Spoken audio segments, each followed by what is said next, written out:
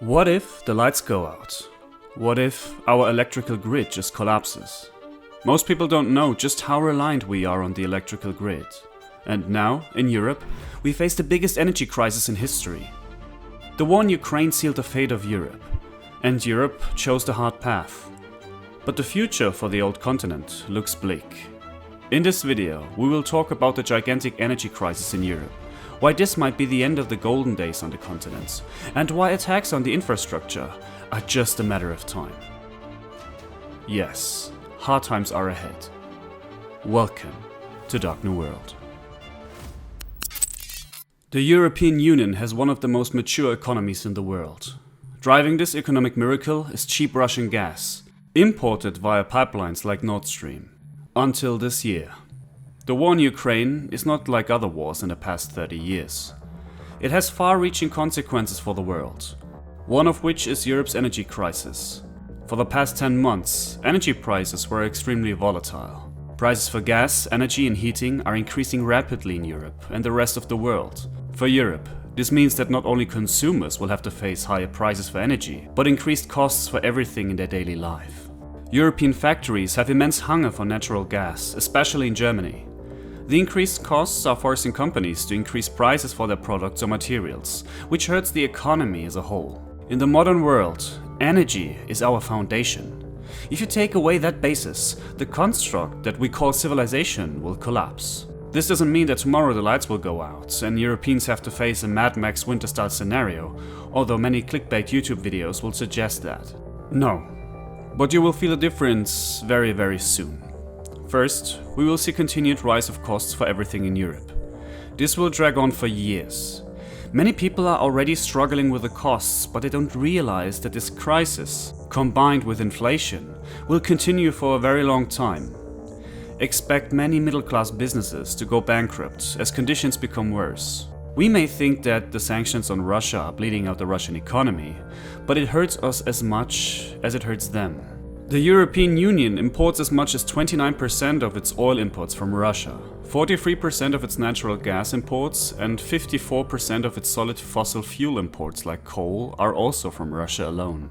This is a heavy dependency on one player alone, which gave Russia a lot of influence over countries like Germany. So this is problem one. Where does the energy come from? But it's not the only difficulty in Europe's energy policy. The second problem is how the resources get transported. Because you can sign deals with as much nations as you want. There won't be light at home if you cannot bring the gas and oil in front of your doorstep. Around 3/4 of natural gas imports to the EU in 2019 were sourced via pipelines. Liquefied natural gas, LNG, accounted for about 23% of total natural gas imports. Potential substitution of supply volumes with pipeline-bound gas or with LNG imports is limited in each case by infrastructure. Scarce pipeline, regasification and liquefaction capacity. In addition, the EU competes with large Asian importers for LNG procurement. A large portion of global energy supplies are handled through long-term contracts, which limits the possibility of short-term deliveries to Europe. This means that a whole continent has to compete with other power-hungry bidders in Asia for energy that is extremely expensive at this current time. And to see it from another angle, many third-world countries will not be able to compete with the purchasing power of European nations and will fail to secure their own energy needs. There are already reports of energy shortages in Bangladesh because imports got rerouted to Europe. You might think, hey, winter is here and it doesn't look that bad. Storage capacity in Germany, for example, is at 90%. So where is the problem? The problem is that the gas storage facilities in Germany got filled with a reduced flow of natural gas from Nord Stream 1 until it got destroyed. The chances for blackouts in Europe are moderate this winter. But this is not the actual crisis. Many people believe that this winter will be hard, but that's simply not the case. In the summer months, gas storage facilities get filled while demand is low, and no heating is required. Alternative routes, like the LNG terminals, have to start working or there won't be any gas to fill the storage sites for the winter season 2023. Under new regulation, countries that don't have storage facilities should store 15% of their annual domestic gas consumptions in stocks located in other member states, and will thereby have access to gas reserves stored in other member states. This mechanism strengthens the security of EU gas supplies while sharing the financial burden of filling the EU storage capacities. Member states with lower storage capacities will collaborate with those owning larger facilities so as to secure their reserves. But where is all the supply coming from?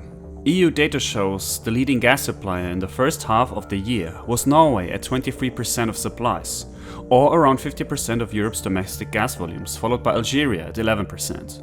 The shortfall in Russian gas has mainly been compensated for by a sharp increase in imports of liquefied natural gas, especially from the US. Between January and August 2022, LNG imports from the US accounted for almost 40 billion cubic meters, almost twice as much as the total figure for 2021.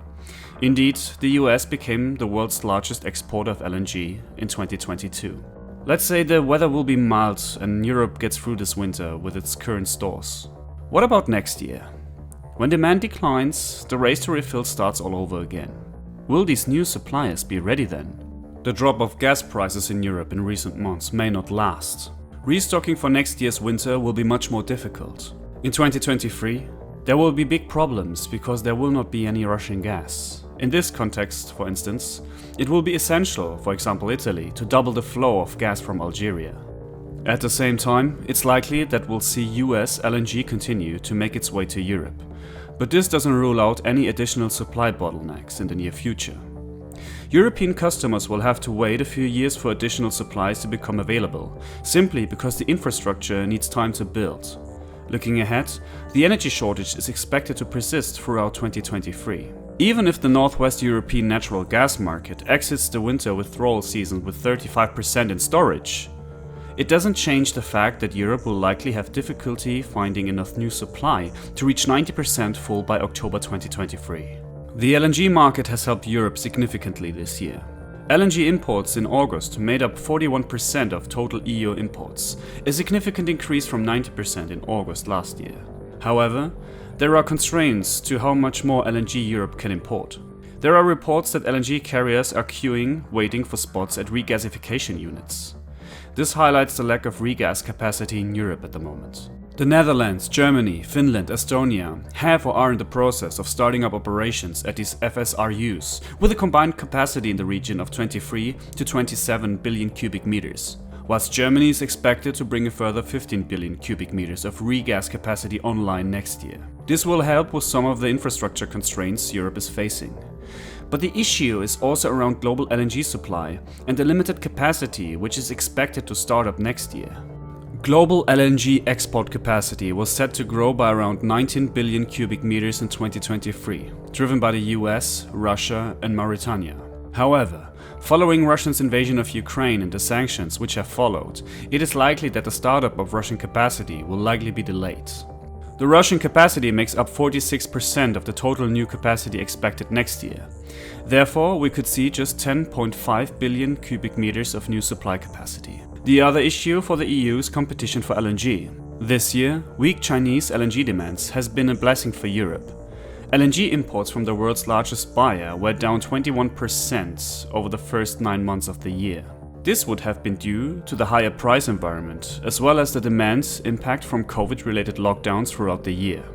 However, if we see a recovery in Chinese demand next year, Europe will have to compete more aggressively for supply. The pace of inventory builds during the 2023 injection season will be much more modest compared to what we have seen this year, given the reductions in Russian supply. The ability of the EU to turn completely to other sources is just not possible. Therefore, Europe is likely to go into the 2023-2024 winter with tight storage, which will leave the region vulnerable next winter. So the potential blackouts everyone is talking about will probably happen next winter, and not this one. Reducing reliance on Russian gas will not be simple for the EU, requiring a concerted and sustained policy effort across multiple sectors, alongside strong international dialogue on energy markets and security. There are multiple links between Europe's policy choices and broader global market balances. Strengthened international collaboration with alternative pipeline and LNG exporters, and with other major gas importers and consumers will be critical. Clear communication between governments, industry and consumers is also an essential element for successful implementation. Now imagine there would be an attack on these LNG terminals. Europe would certainly face blackouts. This would lead to an economic implosion in Europe that would shock markets worldwide. In this scenario, political chaos and instability would have a tight grip on Europe. In a worst-case scenario, the different countries of the European Union would start arguing over the remaining gas, which would bring cracks in the unified front against Russia's invasion in Ukraine. And don't forget that our best-case scenario is still a significant decline in the standard of living for the majority of Europeans. So to come to a conclusion, Europeans won't freeze, but things will go sideways in the next 2 to 3 years. The future looks bad for Europe.